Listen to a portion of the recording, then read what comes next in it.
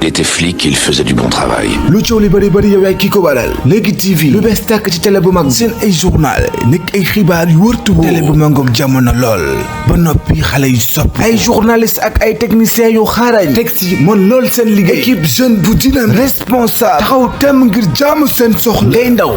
mag góor mbaa sax jigéen politicien homme wala femme d'affaires entrepreneur ou entrepreneuse wala sax ouvrier xibaar bi yow ay Léegi waaw asalaamaaleykum mbokku commune Boulel maa ngi leen di nuyu di leen ziar di présenter wu d'abord man maa ngi tudd Djibi Faye nekk le coordonnateur de la section communale de Boulel te nag ñu ñëw woote woon point de presse bi nga xam ne dafa wundu ci ay points yu bëri le premier point mu ngi bokk d'abord ci vol de bétail boo ko déggee muy sàccum dur bi. Deuxième point bi mu ngi nekk la crise de l'état civil à Boulel. Troisième point bi dinañ ko jox le secrétaire général mu aborder ko. Il y a aussi un autre point qui porte sur la gestion de Flex'Eau. Mais avant loolu ñu ngi mosawu tamit dañoo am benn tiis bu dal suñ kaw léegi muy benn pa bu dëkk Ndofène muy suñu papa di suñu nijaay mu tudd Baye Ngor Ndong ngi profité tamit di ko jaale te aussi di ñaan yàlla yërëm ko te xaare ko ajana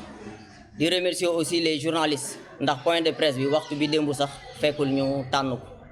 te gis nañ vraiment teewaay bi nga xam ne def ngeen ko ak déplacement bi respecté ngeen heure bi ñëw fi le premier point nag mooy la crise au niveau de l'état civil le coordonnateur de la JPS dinaa ko jox kàddu mu wax ci aussi fu mu ci toll ndax dossier bi presque def na at ak lu teg boo xam ne mu ngi koy topp te ba léegi aussi amaguñ ci rendement amaguñ ci wundu donc le deuxième point mooy le vol de bétail ñu gis nañ ne dans la commune de Boulel càcc gi jéggi na dayoo lool te presque sàcc yi ñoo ëpp droit sax lu ma la wax ni mooy ñi nga xam ne ñoo leen di dénoncer ndax da ngay jàpp sàcc yóbbu ko yow mi nga xam ne yow yaa ko yóbbu sax boo deful attention yow nga des fa ci ay détails yoo xam ne dafa doy waar. beneen point bi SG dina ko leeral mooy le secrétaire Babacar Wagane Faye nga xam ne defoon na benn formation avant la semaine passée mooy le vendredi avec les agents de l'état civil pour la digitalisation de l'état civil c'est-à-dire loo xam ne dañ koy def mu ànd ak jamono ñongal ko te ci suba tamit jaar nañ fa joxe fa ay comment dirais-je ay matériel ay 2 ordinateurs etc. La semaine prochaine dina ñëw pour installer ko donc fu ma waroon a commencer dama ko fàtte mooy présenter ñi nga xam ne ñoom ñoo fi toog mooy les responsables des villages à droite am naa fi Babacar Wagane Faye am naa fi la Abdourahim Torodo Bada Faye fii j'ai le coordonnateur de la JPS Matar Gueye fee am naa le secrétaire administratif adjoint mooy Ibou am nañ aussi El Hadji Sayer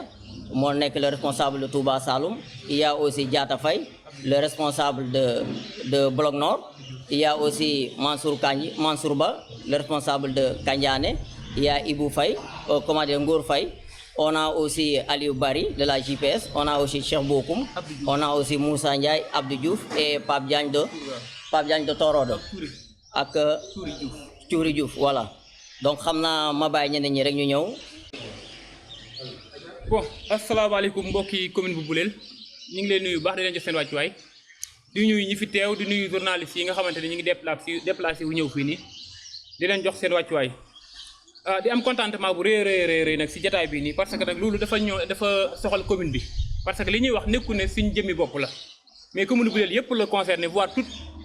la région voire tout le département de Kaffrine d'abord damay présenté wu maa ngi tudd Matar Gueye yàlla def na ne man maa nekk le président de la jeunesse ci élection conseil national conseil consultatif des jeunes du Sénégal fii ci commune Boulel man lañ tànn démocratiquement man maa jiite jeunesse bi pour fay def 3 ans à part aussi wàllum politique maa nekk le coordonnateur JPS nag soo ko déggee mooy jeunesse patriotique du Sénégal mi bànqaas bi nga xamante ne moo ëmb ndaw ñi bokk biir Pastef voilà tey nag li waraloon daje bi mooy li ci njëkk comme ni ñu ko waxee léegi bokk na ci vol de bétail nag fi ñu ko waxee ci nasaraan mooy càccam jur gi nga xamante ne commune Boulel moom ku ci nekk tey kër gu ci nekk tey fëgg nañ la bu nekkul at yi wala at yi ci ginnaaw tamit yàqal nañ la loo xamante ne am na ci ñoo xamante ne ba léegi ñu ngi misère am na ci ñoo xamante ne lañ doon góorgóorlu di bay buñ bay bi pare ñu jënd ay jur denc benn guddi li ñu ñëw raafal lépp biir buleel gi mën nañu fa jël benn cas poste de santé bii nii nekk ci ginnaaw gendarmerie bi sàcc yi ñëw nañu fi année 2024 bi ramassé ay xarit laa dum yóbbu nun la amee Diourbel mën naa fi jël benn cas Diourbel sax lu yàggu dara sàcc yi ñëw nañu fi bëccëgu ndaru kàmm bëccëg jël ay juri jaamur yóbbu waa Diourbel population bi jóg dab leen jàpp ci kenn ak jur gi biñ ko defee woo gendarmerie mu ñëw bu ñu woowee gendarmerie mu ñëw gendarmerie jël sàcc bi yóbbu mais li nga xam ne moo ñu si xaw a jaaxal rek mooy biñ ko defee am na si ñenn ñoo xamante ne doon nañ filmer sàcc bi biñ ko filmer nag am na ñu ko jot a partage seen i page TikTok loolu ñun xam nañ ne division de données personnelles dañ koy tere ñun xam nañ ko waaye am na lu gën a garaaw loolu mooy ki nga xamante ne moom dafa bàyyi nit ñi di liggéey maanaam mu ñëw ne day moo gën a soxla li nga xamante ne moom nit ñi ñoo ko liggéey ne da koy jël yóbbu loolu bu mu fi amee nag li ñu si war a leeral am na si suñ benn mbokk fii Diourbel ñu naan ko Cheikh Faye am na victime la si parce que jot na si am arrestation ba korog jeudi si luñ ko bàyyi parce que après procureur dafa dem si TikTok bi mu gis benn vidéo boo xamante ne si paasu TikTok wu xale bi naan Cheikh Faye la nekk après si la waxee gendarmerie bii bi nekk brigade proximité mu ne ko da ngay topp vidéo bi ba xam kan moo ko moom nga convoqué ko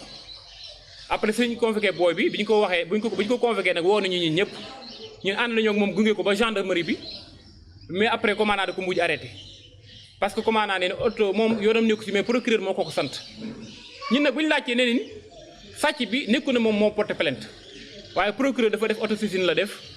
convoqué booy bi après ñu def ko fi garde à vue 2 jours parce que bis ni ki dimanche tey jii ne li ñu fi woon booy bi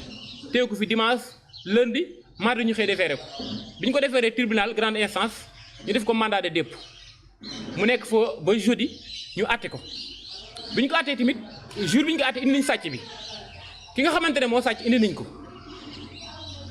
bi ñu ko indee moom laaj nañ ko ne ko ndax yëg nga ni la doon filmé mun a déedéet man yëguma dañ ma doon filmé ñu ne ko waaw président tribunal bi moo doon wax ak moom mu ne ko léegi ndax na ngay laaj ndàmpaay xam nga ki sàcc moom yëgul sax ne moom filmé nañ ko waaye ay mbokkam wala moom si boppam sax boo tuut plainte waaye procureur moom moo doxal liggéeyam ñu ngi rafetlu nag si doxal liggéey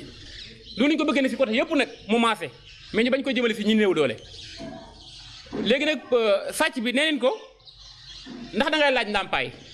sàcc bi laajut ndàmpaay de mais président moo ne ko ndax da ngay laaj ndàmpaay mu ne ceel mu laajaat ko ñëpp ngi toog ndax da ngay laaj ndàmpaay sàcc bi ne damay laaj ndàmpaay ñu ne ko ñaata mu ne fukki junni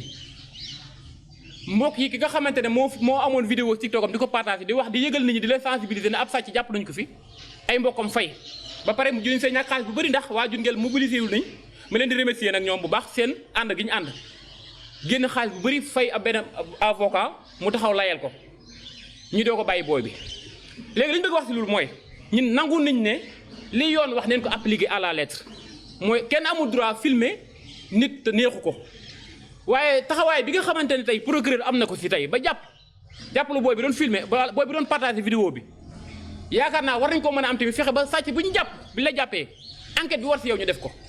parce que sàcc boo gis mu sàcc c'est rare nga gis sàcc boo xamante ne dañ koo jàpp muy doo ko commencé sàcc ça veut dire que yàgg naa sàcc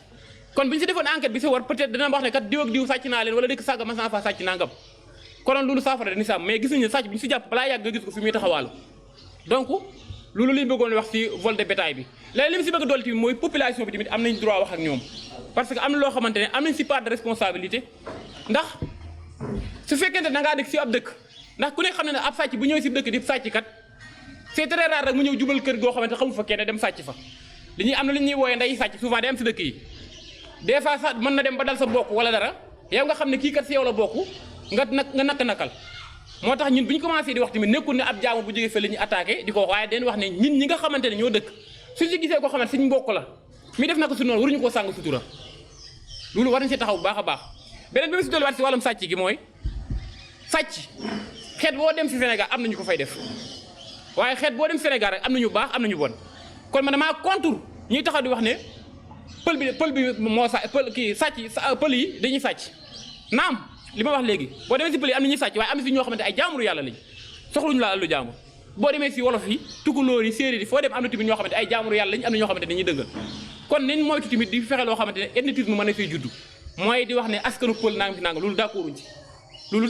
lañ bëggoon a tëjee foofu noonu di jaajëfalaat waa Diourbel bu baax a baax seen taxawaay bi nga xamante ne def nañ ko jour bi nga xamante ne jàppul ni suñu benn xale mi Cheikh Faye ñu am taxawaay ba tey libre na fi may tëjee nag mooy si commune bu Boulel tamit laal si procureur parce que dañoo gis ne procureur dafa def liggéey bu am solo mooy gis nañ koo xam ne def na naka sudul noona doon na filmer ab sàcc la filmer nag ab sàcc rek la filmer mu daf si liggéey bu am solo loolu lañ bëggee tamit liggéey boobu noonu ñu maasale ko ñëpp parce que fii koo fi gis yaa xam président de la république nga yaa xam député nga yaa xam maire nga yaa xam loo mën doon Sénégal moo la ëpp Sénégal mu ñu ëpp ñun ñëpp kon day baax trop nit bu defee naka sudul noona li si war ñu def loo ko ñu def ko tey bu jëlee commune bu Boulel ñu ngi wax crise état civil man mii de 2024 bi yëg naa coow loo xamante ne journaliste yi yeeg département Kaffrine bi voire toute la région de Kaffrine ñëpp yëg nañ ne am na coow problème état civil bu am fii si commune bu Boulel bi ma ko yëgee nag en tant que un bon citoyen taxawaay bi mu si waroon a am def naa ko parce que article 2 du code procédure pénale moom moo may man ma nekk un bon citoyen ma gis loo xam ne ça ne va pas ma dem si ministère public na leen lii kat gis naa ko sama commune ubbi leen si enquête ndax du yoon am naa droit def ko kenn ku nekk si yéen ñii tamit am nga droit boo gisee loo xamante ne doxul si société bi nga dem si yoon fa mbaxane doone benn nga yëgal ko fa li ma bëgg wax foofu mooy ay 2024 voire 2025 dégg nañ si coowal problème état civil falsification acte de naissance certificat de mariage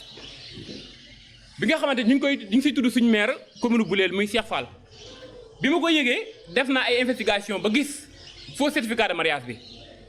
bi ma ko gisee tamit avant ma si sori mooy fexe naa ba ñu yónnee ma ko ma xool ko bi ma ko xoolee gis naa ne lenn moo si concerné Cheikh Fall muy aw turam donc si ay données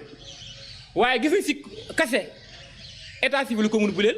gis nañ fi casier nominatif bu Cheikh Fall bu maire bi waaye gis nañ fi signature boppam parce que ñun ñi ku si nekk am nga document boo xamante ne Cheikh Fall mas na koo signé ndax moo suñ maire ñu xool signature yëpp nekk benn waaye leen lañ gis loo xamante ne ñëwut mooy tur yi mu joxee ne moom turi papam la du turi papaay du turi parent maire bi nit ñi xam nañ turi parent mais duñ joxe données jàmbur amuñ si droit gis nañ tamit date de naissance bi mu joxee bokkut ak li nekk si ay këyitam yi ñuy gis souvent bañ ko gisee nag saisir nañu yoon mooy le 13 octobre 2025 bi ñu génn dama dem gis ay juristes yoo xamante ne yu jàngee si réew mi ba gën nekk bitim réew di sàkku xam-xam ma waxtaan feek ñoom ñu bind lettre boo xamante ne dañ ko teg si ay article yu leer nañ ne lii képp ku ko def yoon war na dal sa kaw yoon war na jaara yow fii nii ma jël lettre boobu noonu dem ba tribunalu Kaffrine déposé ko fa le 13 octobre bi ma ko déposé le 13 octobre ñëw naa toog ba décembre ma solaat sama daal demal sama bopp ba tribunal grande instance ma dem si kaw yee gis procureur Cheikh Faye moo la procureur de la république bu tribunal grande instance bu Kaffrine ma toog ak moom nuyoo ak moom ndax xam na ma mu ne ma Matar Savano def ma ne ko maa ngi si jàmm procureur mu ne ma lan la woon ma ne ko man kat dama fee déposé woon benn courrier le 13 octobre laa ko fi déposé woon waaye ba léegi man dégguma ko ma woo dégguma ko ma wax dara mu ne ma ana décharge ma ne ko décharge baa ngi nii parce que boo xoolee ñu fi bind parquet du tribunal grande instance de Kaffrine courrier arrivé sous le numéro 2493 mu ne ma ah mooy affaire état civil bi ma ne ko waaw mu ne ma première Boulel ma ne ko waaw mu ne ma woowagul leen kon ba léegi procureur mooy wax ne du ma ko sol kilifa la mu ne ma non ma ne ko non man kenn woowaguma de mu ne ma demal toog dañ leen woo ma dellu Dakar ba bërki déemoo Njaay si mois bi ñu nekk nii juin ma jël sama téléphone woo ko maa ngi Dakar ma ne ko monsieur le procureur mu wuyu ma ne ko man la Matar Gueye mu ne ma waaw Matar noo def ma ne ko maa ngi si jàmm bu baax mu ne ma lan la woon noonu ma ne ko ah lettre bi ma leen wax ba léegi kenn woowaguma mu ne ma gisuma lettre bi et pourtant de man maa dem ñu defal ma décharge boo demee bureau greffier ba boo dee fa fekk décharge bii ndax koroog alxames ji jàll jeudi bi ñuy àtte suñ booy bi nga xamante ne moo filmé woon sàcc bi dama profité ma yéeg si kaw dem bureau greffier ma waxtaan ma expliqué ko ne ko dama fi amoon benn courrier le 13 octobre déposé ko fi waaye ba léegi man gisuguma si dara kenn woowaguma mu ne ma ana décharge bi ma gën décharge bi jox ko moom mu ubbi di lañ bët ba xool kaye bi gis ma ne ma effectivement kii bi da ñëw na fii mais man gisuma fenn fu mu déparé boo xamante ne génne nañ ko pour def instruction ma ne kon sama jaan wàcc na léegi nag loolu ñu suñu xel day tey parce que su fekkente ne benn booy bu ndaw tey bu fekkee ne def naka sur noonu wala erreur bu ndaw muy dafa gis ab sàcc muy sàcc mu yaakaar ne lii baaxut mu filmer ko di ko wax di alerter procureur mën a am jotu dugg si TikTok bi di xool ba gis ne kii lim def du yoon mu mën koo woolu ñu jàpp ko yóbbu ko war naa mën a am jotu su fekkente tamit magam jëmu am maire nga nekk mu xamante ne moo nekk la première autorité administrative de la commune def erreur yu mel nii ba léegi da nga woo sa yàbbi non seulement nga ne ma woo la nga ne ma gisuma ko tey maa ñëwoon décembre laaj la nga ne ma affaire état civil bi ngay wax ma ne ko waaw mënuma dañ leen woo kon su ma fa ñëwaatee mënoo gisuma ko damay yaakaar ne kon dafay bëgg neutre comme li ma waxoon léegi di ko daanale mooy fii ñun ñëpp Sénégal mu ñëpp doole yaakaar nañ ne képp koo xam ne wàcc nga yoon dafa war a doxal liggéey sa kaw loolu li ñuy ñaan nag autorités yi nekk si kaw li ñu war a doxal commune bu leen doxal ko parce que loolu risque la ndax ñu ngi fi am ay xale yoo xam ne ñu ngi jàng falsification bu fi amee mën na del si leneen ndax mën see falsifier extrait de naissance bu benn xale mu jàng ba am ay diplôme moom diplôme yi du méngoo ak li nekk si carte d'identité mu situation dikkal ko deuxièmement bi ñu la dénkee lu mel ne bis ñu la koy dénk di la dénk ay données personnelles ngay def ay falsification yoon la tey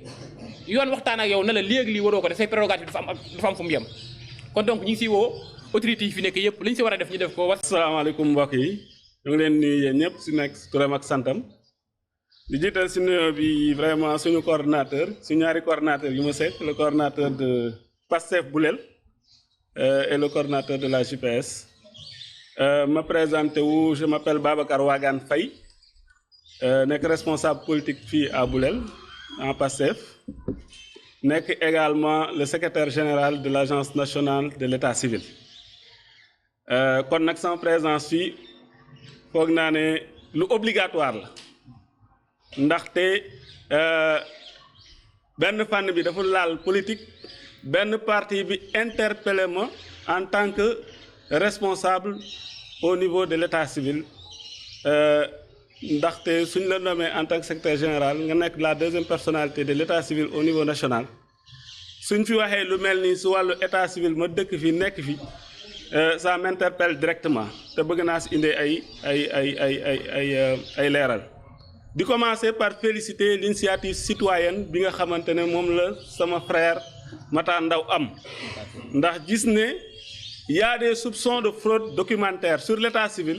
nga jël say responsabilités jël dossier monté ko dem au niveau du procureur porter plainte su leerul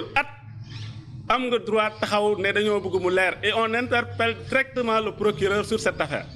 parce que c'est de lui qu'il s'agit te nag comme ñun ñu ngi ci état civil dëkk fi xam sensibilité bi nekk ci fraude documentaire gis ni mu lëmbee dëkk bi ñu koy xeex fa ñu nekk su ñëwee fii il est obligatoire qu'on exige des éclaircissements sur cette affaire te dinañ ko topp ba mu jeex du yem fii donc loolu c'était une parenthèse pour remercier vraiment cette initiative bi suñu camarade jël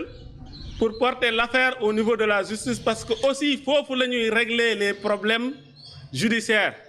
te lim ci war a def yëpp def na ko donc on interpelle les autorités judiciaires waaye tamit dañuy interpeller les autorités administratives de la localité parce que dama jàpp ne am nañ fii ay autorités administratives yoo xamante ne c'est de leur rôle également de superviser et de veiller à la régularité de faire le contrôle nécessaire au niveau des centres d'état civil te gisu nañ ne loolu aussi lu ñu war a saytu la si loolu ñu ngi interpeller également le sous-préfet su mënee di def ay descentes régulières au niveau du centre d'état civil mu koy def ñu ngi interpeller également di ci woo également le président du tribunal d'instance parce que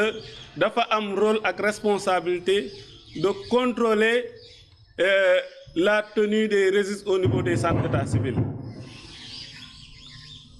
donc loolu aussi vraiment bëggoon nañu mu leer dinaa ñëw nag ci centre d'état civil bi parce que semaine bii passée jot naa fi initier ay activités yu jëm ci état civil bi ñoo ngi ci au niveau de l'ANEC ñoo ngi ci ay étapes yu important jëm ci digitalisation wu centre d'état civil yi nekk au Sénégal yëpp ñu jot fee dérouler ay programmes yoo xamante ne jotoon nañoo digitaliser lu mot 446 centres d'état civil mu am gap bu des ñu ngi ci di ko combler waaye parallèlement ñu ngi mettre en place un plan de remédiation ci centres yi nga xamante ne doxuñu woon bi fi programme nekkal bi jaaree ba doter leen ba former leen ba installer leen les outils digitaux yu war a mën a tax ñu informatiser seen système Boulel aussi dafa bokkoon ci communes yooyu nga xamante ne après le passage du programme ils n'utilisaient pas le logiciel de gestion des faits d'état civil naturellement suñ ma fi nommé ci état civil ma dëkk ci gox bi yoon la pour man ma ñëw xool lan moo tax lañ leen defaloon pour centre bi digital taxul centre bi digital bi ma ñëwee topp naa maire bi lu mot weer pour ñu mën a toog waxtaan ci teg benn programme pour ma mën a ñëw intervenir au niveau du centre d'état civil mënoon naa ko def en tant que autorité d'état civil waaye li rafet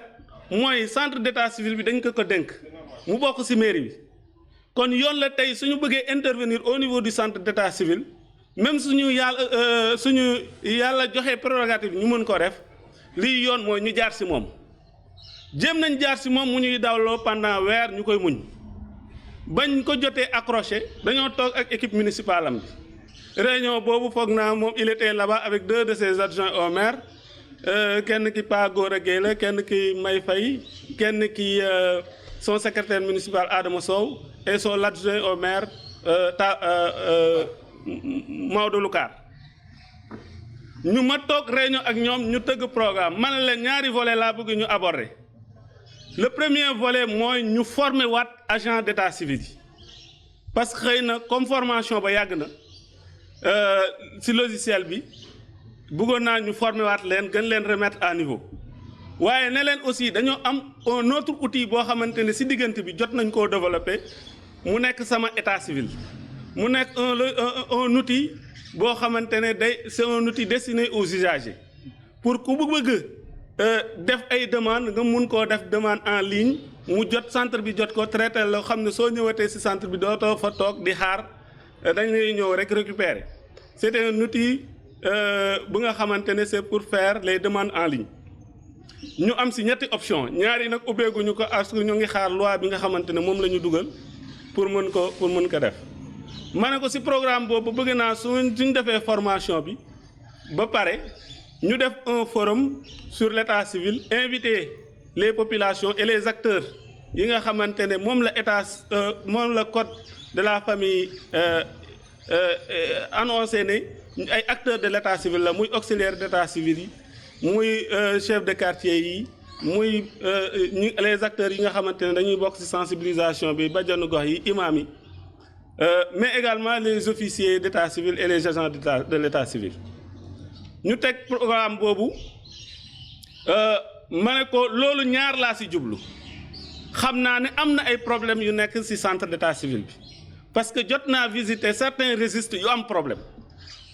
gis naa ne également il y a beaucoup de personnes qui m'ont interpellé parce que xam ne maa ngi état civil ñu interpellé ma pour régulariser seen situation ma ne leen nag régularisation ça se fait au niveau de la justice waaye tey suñ defee forum bi dina ma mën a permettre ma sérier les problèmes yi am au niveau de la commune xam yan ñoo ci gën a yan yooyu ñëw avec acuité ma mën a leen def un plan d'action pour accompagner ces populations à la régularisation mu nekk lu am solo loo xamante ne dañ ko kii comme xam naa ne moom am na nu ñuy xoolee sur le plan politique ma ne lii sama liggéey la amul benn politique bu siy dugg ma jël yépp programme bi jébal ko au moment d'exécuter ce programme on l'a assisté tous on a vu qu'il a saboté du début à la fin ces activités là loolu nag jox ma yaqin ne kii du nit koo xamante ne il a une conscience de l'état civil parce que les mots aussi il faut les dire tels quels ki nga xamante ne il est l'officier principal de l'état civil s'il n'a pas une conscience de l'état civil ñun ñi nga xamante ne ay citoyen buleel lañ mën nañu am njàqare loolu nag li Matar wax nii su delloo ko mu nekk koo xamante ne dañoo gis ay preuves wala dañoo gis ay soupçons yoo xamante ne day wane ne dañ koy soupçonner dafa def ay fraude sur l'état civil man en tant qu'autorité de l'état civil damay ne il est temps qu'on interpelle ce maire pour que cette situation soit éclairée loolu moom damay rassurer waa Boulel dinañ ci dem ba jeex lépp lu mu laaj su fekkee ne suñu poste da ci yem tamit dina fi yem parce qu'on s'est engagé en politique pour représenter la commune de Boulel pour représenter les populations de Boulel kon nag lépp li nga xamante ne daf koy laaj pour ñu représenter leen surtout lu toll ni état civil xam ne ça représente l'identité juridique des populations duñ ci am lu ñuy layam duñ ci am lu ñuy arrière duñ ci am lu ñuy négocier duma am tribune bi aussi te profité wu ma si intervenir sur le plan politique parce que aussi nous sommes des acteurs politiques te li xew si commune bi sur le plan politique aussi dafa commencer doy waar parce que ñu ngi gis ku nekk di jëfër gis nañ fi barki démb koo xamante ne fii la accueillir Amadou Ba si élection présidentielle yi yekk lu mel ni xeme suñu président de la république président Diomaye Faye ba am ak ñun problème ndax kàddu yooyu tey mooy ñëw di fa gër dënam naan man maay coalition Diomaye man maay Diomaye ñoo ngi koy wax ne mu dal parce que démb fii la ñu fekk ñoo ngi koy wax mu toog loolu vraiment benn parenthèse la gis nañ pas boo xamante ne aussi il est à la retraite Boulel nag mësu ko woon ñor parce que nekk na fi maire te dëkku fi woon ñu am expérience am su ñëwee tey moom mu ñëwaat fii nii depuis ba mu jeexalee ba léegi kenn gisu ko fi barki dem ñu gis ko fi mu ne day woote parce que nee na dafa bëgg a ñëwaat ñu ngi koy wax ne moom père demal nga toog noppalu sa retraite jot na ñooñu vraiment ay nit la yoo xamante ne bëgguma avancer ci seen dossier te su jotee nag dinañ avancer seen dossier le maire moom waxuñu ay waxam parce que on pense que c'est pas une personne sérieuse et c'est une conviction que nous avons. C'est notre responsabilité de l'éjecter de cette chaise et de l'écarter de notre espace municipal. Loolu nag suñu warugar la ñun en tant que politique te dinañ ko taxawee donc ñu remercier ñëpp si seen teewaay vraiment mënuma te jeexal te remercier wu ma journalistes yi def mobilisation bi ñëw pour couvrir cette activité parce que lii démb si guddi lañ leen ko wax tey 10 heures fii la leen fekk donc ñu ngi leen di remercier bu baax mënuma tëj aussi te waxuma si problème bi nga xamante ne moom moo gën a sonal waa Boulel te ñun en tant que politique ñu dox si lu nekk loolu aussi on interpelle le ministre de l'hydraulique parce que aussi on a interpellé CCT on a interpellé képp ki nga xamante ne xam nañ ko mu nekk au ministère de l'hydraulique sur la situation de l'hydraulique à Boulel sur si ni ñu flex au sonalee suñu tuyau yëpp dañoo toj mbaam yi fa la ñuy yendu fa la ñuy fanaan ndox moomu la ñuy jëfandikoo on est en danger sur le plan de la santé publique te fu nekk jooy nañ ko parce que ñun aussi ñoo ngi ci régime bi waaye su jotee aussi ñu wax xamal population ne li ñu war a dox ci seeni jafe-jafe suñu amee tribune bi dinañ leen xamal ne li ñu war a dox ci seen jafe-jafe ñoo ngi ci waaye aussi ñun suñu nekkee ay responsable bokk ci nguur gi day yoon tey suñu interpeller suñu autorités yi ñu jàppale ñu pour régler suñu situation cette solidarité on la sent pas et il faut le dire loolu aussi vraiment nekkoon na parenthèse bu ma bëggoon dugal ngeen baal ma ak. Il était flic, il faisait du bon travail. lu coow li bëri bëri yow yaay kii ko waral Léegi TV lu bees tàkk ci télé bu mag seen ay journal nekk ay xibaar yu wër te wóor télé bu mangoog jamono lool ba noppi xale yu sopp ay journaliste ak ay techniciens yu xaarañ teg ci mën lool seen liggéey équipe jeune bu dynamique responsable taxaw tem ngir jaamu seen soxla ngay ndaw mag góor mbaa sax jigéen politicien homme wala femme d'affaires entrepreneur ou entrepreneuse wala sax ouvrier xibaar bi yow ay borom Léegi